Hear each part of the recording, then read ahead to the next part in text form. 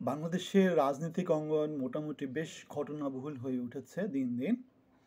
ফেব্রুয়ারি মাস জুড়ে আওয়ামী লীগ তাদের সাংগঠনিক এবং সরকার বিরোধী যে কার্যক্রমগুলো সেগুলো হাতে নিয়েছে। বিএনপি সরকারকে নির্বাচনের সুনির্দিষ্ট দিন তারিখ জানানোর জন্যে তাদেরকে একটা আলটিমেটাম দিয়েছে। অন্যদিকে বৈষম্য বিরোধীদের ব্যানারে থাকা ছাত্র সমন্বয়করা নতুন একটা রাজনৈতিক দল করার চেষ্টা করছে এবং ফেব্রুয়ারির মাঝামাঝি তারা আত্মপ্রকাশ করবে। আমাদের উপদেষ্টা পরিষদে থাকা বৈষম্য বিরোধীদের যেই আম, মূল নেতৃত্ব তারা মন্ত্রী পরিষদ থেকে হয়তো পদত্যাগ করে তারা কি করবে, রাজনৈতিক দলে তারা অ্যাক্টিভ পার্টিসিপেশন করবে। এই হচ্ছে অবস্থা। জামাত আছে তাদের নিজেদের রাজনৈতিক উদ্দেশ্য হাসিল করার তালে। ওইদিকে আমাদের জাতীয় পার্টিকে হয়তো খুঁজে পাওয়া যাচ্ছে না। বাকি যে দলগুলো আছে, রাষ্ট্র সংস্কার অথবা আমাদের গণ অধিকার পরিষদ, এরা আছে নিজেদের হিসাব, ওরা নিজেদের আখের গোছানো নানা রকমের ধান্দাবাজির মধ্যে আছে। নিজেদেরকে শক্তিশালী হিসেবে প্রকাশ করা, নানা রকমের লিয়াজত তৈরি করার, এর সাথে জয়েন করার, ওর সাথে জয়েন করার নানা রকমের চেষ্টার মধ্য দিয়ে তারা আছে। একটা কথা খুব বেশি মনে রাখতে হবে, যেমন তারেক রহমান একটা কথা বলেছেন, ঝড় তুফান বন্যা যাই হোক না কেন একটা নির্দিষ্ট সময় নির্বাচন হতেই হবে। কথাটা খুবই আইডিয়ালিস্টিক কথা। একদম আমেরিকাতে যেটা হয়, আমেরিকাতে কি হয়, একটা নির্দিষ্ট সময়ে নির্বাচন হয় 4 বছর পর পর। একটা নির্দিষ্ট সময়ে কি হয়, প্রেসিডেন্টের শপথ গ্রহণ হয়, একটা নির্দিষ্ট প্রক্রিয়া ইউজ করে সব, মানে একটা ঘড়ির সাইকেলের মতো আর কি, 1 সেকেন্ড এদিক ওদিক হয় না, সব কিছু চলতে থাকে। তাহলে বাংলাদেশে কেন সেটা হবে না? বাংলাদেশে কেন আমরা কিওসের মধ্য দিয়ে যাব? বাংলাদেশে কেন আমাদের সরকার এই বলবে ওই বলবে, এই কাহিনী বলবে? জনগণের সরকার হচ্ছে সবচাইতে সুপ্রিম চাওয়া, এর উপরে আর কোনো চাওয়া নাই। এখন যারা আছে তারা হচ্ছে অবৈধ সরকার, যাদের কোনো ম্যান্ডেট নাই, যাদের কোনো ভিত্তি নাই। আমাদের এই সংবিধান সংশোধন কমিটির যে প্রধান আলী রিয়াজ একটা কথা বলেছেন যে আওয়ামী লীগকে রাজনীতিতে ফেরত আসতে দিতে হবে, মানে দেওয়া হবে, এবং তার জন্য তিনি 4টা শর্ত দিয়েছেন। শর্তগুলো কি? শেখ পরিবারের কোনো সদস্য নেতৃত্বে রাখা যাবে না, মানবতাবিরোধী অপরাধের জন্য বিচার নিশ্চিত করতে হবে, দলের বর্তমান মতাদর্শ পরিত্যাগ করতে হবে এবং 16 বছরের শাসন আমল সংগঠিত অপরাধের জন্য নিঃশর্ত ক্ষমা চাইতে হবে। তাহলে এখানে যেটা বলা, শেখ পরিবারের কোনো সদস্যকে নেতৃত্বে রাখা যাবে না। সো এই জিনিসটা আমাদের বাংলাদেশে অনেকদিন ধরে হয়ে আসছে। যারা নেতৃত্বে আছে তাদেরকে, যারা নেতৃত্বে যেতে চায় তাদের একটা অংশ মাইনাস করার চেষ্টা করছে। সেই দিকে কিন্তু -2 ফর্মুলা আমরা দেখে আসছি 11-11 সময়, মানে 2009 থেকে এই জিনিসটা হয়েছে। তারপরের থেকে নানাভাবে নানা কিছুর মধ্য দিয়ে জিনিসটা এসেছে এবং বর্তমানের মতো এমন ভালো অবস্থা -2 করার জন্য আর কখনো বাংলাদেশে আবির্ভূত হয়নি। তাহলে এখন শেখ হাসিনা বাংলাদেশের বাইরে আছে, সো -1 অলরেডি হয়ে গেছে। খালেদা জিও এখন বর্তমানে বাংলাদেশের বাইরে আছে, সো -2 মোটামুটি বাংলাদেশে এখন হয়ে গেছে। এখন এই জিনিসটাকে নানাভাবে, মানে গণতান্ত্রিক প্রক্রিয়া অনুসরণ করা, মেধা যোগ্যতা ভিত্তিক নেতৃত্ব সামনে নিয়ে আসা, তারপরে দলের মধ্যে গণতন্ত্র প্র্যাকটিস করা, সাংগঠনিক ভিত্তিকে মজবুত করা, এই জিনিসপত্রগুলো সামনে এনে -2কে আমরা যেভাবে বলি না কেন, মানে আলটিমেটলি অবজেক্টিভটা হচ্ছে দেশের মধ্যে গণতন্ত্র মেধা প্রতিষ্ঠা করা। কিন্তু আমরা দেখতে পাই সরকারের মধ্যে তো সেই জিনিসটা নাই। সরকারের মধ্যে এখন আপনি যে জিনিসটা প্র্যাকটিস করেন না, আপনি অন্যকে সেটা প্র্যাকটিস করতে বলতে পারেন না। এখানে বোঝা যায় যে আপনার মুখে এক মনে দুই, আপনি আসলে অন্য কোনো অসাধু উদ্দেশ্য নিয়ে আপনি এই কাজগুলো করছেন। সুতরাং আলী রিয়াজের এই যে এই আল জাজিরার সাথে সাক্ষাৎকারের মধ্য দিয়ে যে জিনিসটি উঠে আসলো, সেটাকে আমরা আরেকটা -2 বাস্তবায়নের ইঙ্গিত কিনা সেটা আমরা সময় বলে দিবে। আমাদের প্রধান উপদেষ্টা অধ্যাপক ইউনূস একটা কথা বলেছেন, ছাত্ররা রাজনৈতিক দল করছে, এটা দরকার, কারণ তারা রক্ত দিয়ে যেগুলো অর্জন করেছে সেগুলো তাদেরকে রক্ষা করতে হবে, অন্যথায় সেগুলো সেই সব ব্যক্তি নিয়ে যাবে যারা বিগত প্রশাসন এবং আন্দোলনের মতো সব কিছু পুনরাবৃত্তি করার সুযোগ খুঁজছে। এখানে একটা কথা মনে রাখতে হবে, বিল ক্লিন্টন ফাউন্ডেশনের যে বক্তৃতা ছিল সেখানে তিনি মাস্টার মাইন্ড হিসেবে যাদেরকে চিত্রিত করেছেন, ইউরোপে গিয়ে তিনি তাদেরকে আর মাস্টার মাইন্ড বলেন, তিনি বলেছেন যে জনমানুষের অর্জন। এখন আবার তিনি ফিনান্সিয়াল টাইমসকে দেয়া এই সাক্ষাৎকারে নতুন করে আবার ছাত্রদেরকে নিয়ে আসছেন। আমি জানি না তার কি মুড সুইং হচ্ছে কিনা। একবার এক কথা বলছেন, তিনি কি একবার বলছেন মাস্টার মাইন্ড, আরেকবার বলছেন জনসাধারণ, আরেকবার বলছেন নতুন করে মাস্টার মাইন্ড ছাত্রদের অর্জন। এটা অপমর জনসাধারণের অর্জন। ছাত্ররা নেতৃত্বে ছিল, ছাত্ররা সামনে ছিল। বিএনপির যে কোনো আন্দোলনে ছাত্ররা সামনে থাকে এবং সেটাকে আমরা বিএনপির অর্জন বলি। আওয়ামী লীগের যে কোনো অর্জনে ছাত্রলীগ সামনে থাকে, সেটাকে আমরা আওয়ামী লীগের অর্জন বলি।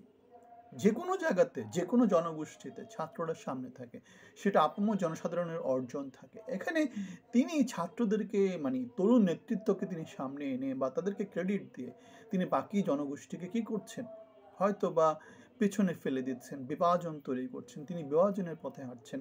তিনি, আমি জানি না তিনি তার ভিতরে কি কাজ করছে, তিনি সরকারে কেন এসেছেন সেটাও তো এই পর্যন্ত কারো কাছে কোনো পরিষ্কার হয়নি। একটা জিনিসই দেখা গেছে, এসে তিনি নিজের মামলা প্রত্যাহার করেছেন, নিজের ট্যাক্স ভ্যাট মওকুফ করে নিয়েছেন, গ্রামীণকে 5 বছরের জন্য ট্যাক্স দিতে হবে না সেটা নিশ্চিত করেছেন।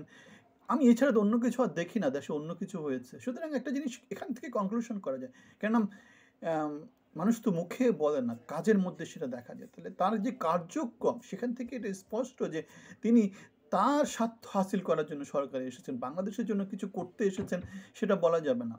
গত 6 মাসে আমরা তার কাছ থেকে এমন কিছুই পাইনি যেটা তার স্বার্থ বিরোধী ছিল। বাংলাদেশের জন্য স্বার্থ ত্যাগ করার মতো কিছু হয়েছে। তিনি সরকারে এসেছেন, আমাদেরকে উল্টায় ফেলেছেন, এটা তার অর্জন। ব্যক্তি হিসেবে তার অর্জন তো খুব বেশি কিছু সেটা তো বলা যাবে না, সবকিছু বাংলাদেশ থেকে অর্জন হয়েছে। গ্রামীণ ক্ষুদ্র ঋণ, বাংলাদেশে ব্যবসা, সে টাকা ইউজ করে 3-0, সে টাকা ইউজ করে নোবেল পুরস্কার, এবং সেটাকে ইউজ করে নানা দিকে নানা রকমের তার যেটাকে বলে পিআর, পাবলিক রিলেশনস, যেটাকে বলে যে নেটওয়ার্কিং, সেটা অর্জন। সো অন্য কিছু তো না। আমেরিকাতে একটা হেলিকপ্টারের সাথে আমেরিকার একটা এয়ারলাইন্সের বিমানের যেই মুখোমুখি সংঘর্ষ হয় রাতের বেলায়, সেটাতে 67 জন মারা গেছে এবং বিমানের কোনো সার্ভাইভার নাই। প্রেসিডেন্ট ডোনাল্ড ট্রাম্প সেই জিনিসটা গতকালকে নিশ্চিত করেছেন। এটা ভালো একটা জিনিস না। অটোমেশন ছিল তাদের মধ্যে, কিন্তু তারপরে এই জিনিসটা কেন হলো সেটা নিয়ে বেশ চিন্তায় আছে তারা। এবং তারা তাদের সমাজে নতুন করে মেরিট বেসড, মানে এটা তো খুব গাদার মতো কাজ হয়েছে, সেটা তাদের মানে অনেক কিছু একটার পর একটা ভুল হয়েছে, সেই ভুলগুলোকে শুধরানোর জন্যে তারা নতুন করে পলিসি ওভারহল করার চিন্তা ভাবনা করছে এবং তাদের ডিফেন্স যেই সেক্রেটারি এবং ট্রান্সপোর্টেশন সেক্রেটারি তারা এই নিয়ে কথা বলেছেন। সুতরাং আমরা আশা করতে পারি সামনে হয়তো বা এয়ার ট্রান্সপোর্টেশন সিস্টেমে নতুন কোনো কিছু হয়তো বা দেখা যেতে পারে। এদিকে আমাদের আনু মোহাম্মদ একটা কথা বলেছেন, সেটা কি, সেটা হচ্ছে ভারত রাষ্ট্রের আধিপত্য মুক্ত দক্ষিণ এশিয়া আমরা চাই। কিন্তু কথাটা অনেকটা এরকম হয়ে গেল যে আমেরিকার আধিপত্য মুক্ত বিশ্ব চাই, অথবা রাজনৈতিক দলের আধিপত্য মুক্ত বাংলাদেশ চাই। কথাটা এরকমই হয়ে গেছে, যেখানে পৃথিবীর ইতিহাস বলে যে বড় মাছ ছোট মাছকে খায়, ছোট মাছ আরও ছোট মাছকে খায়, এভাবে চলতে থাকে। সেখানে এ ধরনের কথাবার্তা, ভারত রাষ্ট্রের আধিপত্য মুক্ত দক্ষিণ এশিয়া চাই, কথাটা অনেকটা সেরকম টাইপের হয়ে গেল। হ্যাঁ, আপনি চেষ্টা করতে পারেন, কিন্তু চেষ্টা করে আপনি সেটা অর্জন করতে পারবেন সেটা বলতে, সেটাতে যথেষ্ট সন্দেহ আছে। কারণ হচ্ছে আধিপত্য কখন আসে? আধিপত্য আসে তখনই আসে যখন আপনি স্বয়ংসম্পূর্ণ হতে পারেন না। স্বয়ংসম্পূর্ণ হতে হলে আপনার কারো না কারো আধিপত্যকে মেনে নিতে হবে। হয়তো দিল্লির আধিপত্য মুক্ত হতে চাবেন, কিন্তু ইসলামাবাদের আধিপত্য আপনাকে মেনে নিতে হবে। এবং সে কথাটাই গতকালকে তারেক রহমান বলেছে। আগে যে কোনো অনুষ্ঠানে ভারতের লোকজনকে পাওয়া যেত, এখন কাকে পাওয়া যায়? এখন ইসলামাবাদের শিল্পীরা বাংলাদেশে এসে বাংলাদেশকে মাথায় রাখে। তাহলে আমরা যে কথা বলেছিলাম, ভারতকে আধিপত্য মুক্ত হতে চাচ্ছেন, ইসলামাবাদের আধিপত্য বাংলাদেশে শুরু হবে, ইসলামাবাদের আধিপত্য মুক্ত হবেন, তারপরে কার? আমেরিকা আধিপত্য শুরু হয়ে যাবে, এভাবেই চলতে থাকবে। আধিপত্য বরং যেটা হওয়া উচিত সেটা হচ্ছে উইন উইন একটা সিচুয়েশন তৈরি হওয়া উচিত। বিএনপির অন্যতম সাংগঠনিক সম্পাদক শামা ওবায়েদ আদানি গ্রুপের যে ক্লিন এনার্জি বা যে এনার্জি, সেগুলো বাংলাদেশে কেন দরকার সেই জিনিস নিয়ে একটা সাক্ষাৎকার দিয়েছেন ভারতের কোনো একটা পত্রিকার সাথে, এএনআই। এবং সেটা নিয়ে মোটামুটি দেশের মধ্যে একটা সমালোচনা উঠেছে। সমালোচনাটা একদিক থেকে যুক্তিযুক্ত। দেশকে স্বয়ংসম্পূর্ণ করতে হলে দেশের মধ্যেই বিদ্যুৎ তৈরির ব্যবস্থা করতে হবে।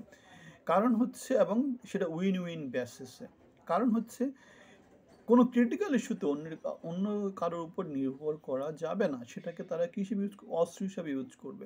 বাংলাদেশের এখন যে অবস্থা, বাংলাদেশের বিদ্যুতের বড় একটা অংশ, বাংলাদেশের সাপ্লাই চেইনের বড় একটা অংশ ইন্ডিয়ার উপর ডিপেন্ড করে। বাংলাদেশ পারতেছে না যে কোনোভাবেই হোক কেন, বাংলাদেশের লোকজন বেশি, বাংলাদেশের ডিমান্ড বেশি, বাংলাদেশের খরচ পড়ে যায় বেশি, বাংলাদেশ নানা রকম ব্যাড ট্যাক্সেশন পলিসির ফলে বাংলাদেশের উৎপাদন খরচ বেশি হয়ে যায়।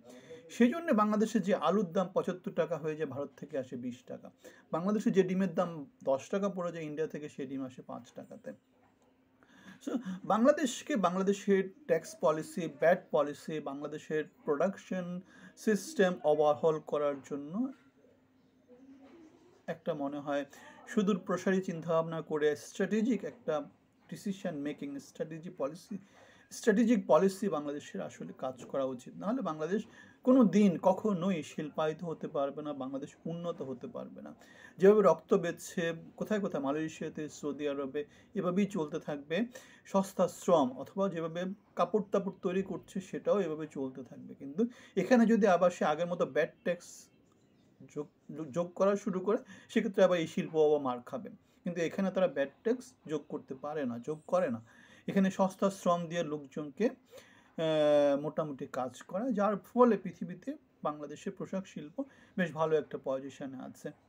গরিব লোক খুব অল্প টাকাতে কাজ করে, কিছুদিন পর ফুসফুসের রোগ, নানা রকমের রোগে ভোগে এবং আলটিমেটলি তার কর্মক্ষমতা হারিয়ে ফেলে। সুতরাং বাংলাদেশ বেসিক্যালি চলছে ব্লাড মানি দিয়ে, এবং সেই ব্লাড মানি দিয়েই আমাদের ইউনূস ৬৬৬ কোটি টাকার ট্যাক্স ব্যাট মওকুফ করে নিয়েছেন। নিজেরা রাজার হালে থাকবে, কিন্তু বাংলাদেশের লোকজনকে খেয়ে পড়ে বেঁচে থাকতে দেবে না। এবং ভ্যালু অ্যাডেড ট্যাক্স, যে ট্যাক্সটা কি কোটিপতিকেও দিতে হয়, আবার যে লোক খেতে পায় না তাকেও দিতে হয়। সুতরাং এ ধরনের চরম বিভাজন, চরম বৈষম্য আপনি কোথায় দেখতে পান? জুলাই বৈষম্যের যেই বিরুদ্ধে আন্দোলন ছিল, সেই বৈষম্য বিরুদ্ধে আন্দোলনের পরে এখনও যদি একই রকম বৈষম্য চলমান থাকে, আমাদের নিন্দা জানানো ছাড়া খুব বেশি কিছু করার থাকে না। এরা নাকি সুশীল, এরা নাকি শান্তি পুরস্কার পাওয়া, এরা নাকি মেধাবী, এরা নাকি যোগ্য অথর্ব ডাইপার বাহিনী, এরা যোগ্য অথর্ব, অযোগ্য অথর্ব ডাইপার বাহিনী এরা। আমি একটা কথা বলেছিলাম যে বাংলাদেশের সব ব্যাংক নাকি বন্ধ হয়ে যাচ্ছে টাকার অভাবে। আমি সেটা নিয়ে যুক্তিটা খণ্ডন করেছিলাম এভাবে, টাকার অভাব কেন হবে? বাংলাদেশ ব্যাংকে খুঁজলে এখন হাজার হাজার কোটি টাকা বাংলাদেশ ব্যাংকের বল্টে পাওয়া যাবে। সো টাকার অভাব বাংলাদেশের কখনোই হয়নি, বরং যেটার অভাব হয়েছে সেটা হচ্ছে নীতিমালার, পলিসির। আপনি কি করেছেন? টাকা সাপ্লাই দেওয়ার জন্য ২০,০০০ কোটি টাকা নতুন করে চেপে মার্কেটে ছেড়ে দিয়েছেন। সেটা সবাই করত, সেটা ইজি প্রসেস। আপনি অন্য কিছু নতুন করে আবিষ্কার করেননি। আপনি এখানে সেই পুরনো মানে অলিগার্কদের জন্য হাসিনা যেটা করতো, লুটেরাকে লুট করতে আবার সাহায্য করতেছেন, লুটেরাকে ব্যবসা করতে আবার সাহায্য করতেছেন, অন্য কিছু তো না। সুতরাং লুটেরা মিলে বাংলাদেশকে খেয়ে দিচ্ছে, বাংলাদেশকে যে তলানির বাংলাদেশ ছিল সে তলানির বাংলাদেশ হিসেবে রেখে দিচ্ছে, লোকজনকে শোষণ করছে। আপনি যদি ভিন্ন কিছু দেখেন, ভিন্ন কিছু জানেন, আমাদেরকে জানাবেন। ভালো থাকবেন, ধন্যবাদ।